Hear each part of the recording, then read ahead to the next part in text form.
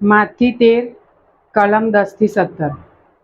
શિષ્યોએ તેમની પાસે જઈને પૂછ્યું, આપ એ લોકો આગળ દ્રષ્ટાંતોમાં કેમ વાત કરો છો?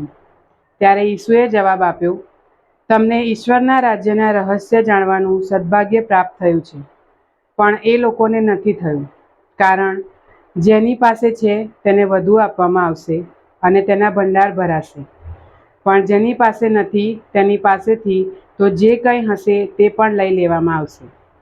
એટલે હું એ લોકો આગળ દ્રષ્ટાંતોમાં વાત કરું છું, કારણ તેઓ જુએ છે પણ દેખતા નથી, સાંભળે છે પણ સાંભળતા નથી, તેમ સમજતા પણ નથી।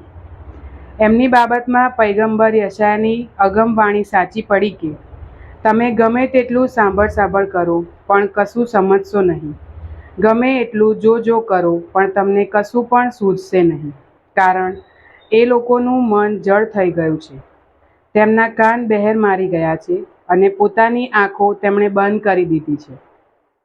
રખેને કદાચ તેમની આંખ જોવા પામે અને કાન સાંભળે અને તેમનું મન સમજે અને તેઓ પાછા વળે અને હું તેમને સાજા કરું।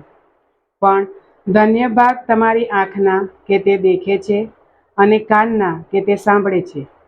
હું તમને સાચું કહું છું કે કેટલાય પયગંબરો અને સાધુજનો તમે જે જુઓ છો તે જોવાની ઝંખના રાખતા હતા, પણ જોવા પામ્યા ન હતા, તમે સાંભળો છો તે સાંભળવા ઝંખતા હતા, પણ સાંભળવા પામ્યા ન હતા।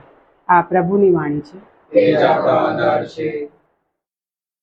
ઈસુ શિષ્યો સાથે ખુલ્લા મનથી વાત કરે છે, પણ આપણને ઉપમાઓ દ્વારા સમજાવે છે, કારણ કે આપણે અંતરના ઊંડાણથી ઈશ્વરની વાણી સાંભળવા માટે તૈયાર નથી અને ઈશ્વરની વાણી સાંભળીને પણ આપણે આપણામાં પરિવર્તન લાવવા માટે તૈયાર નથી। આપણે આત્મનિરીક્ષણ કરવાની જરૂર છે કે શું આપણે ઈશ્વરના વચન કાનથી સાંભળીને આપણા જીવનમાં ઉતારવાનો પ્રયત્ન કરીએ છીએ?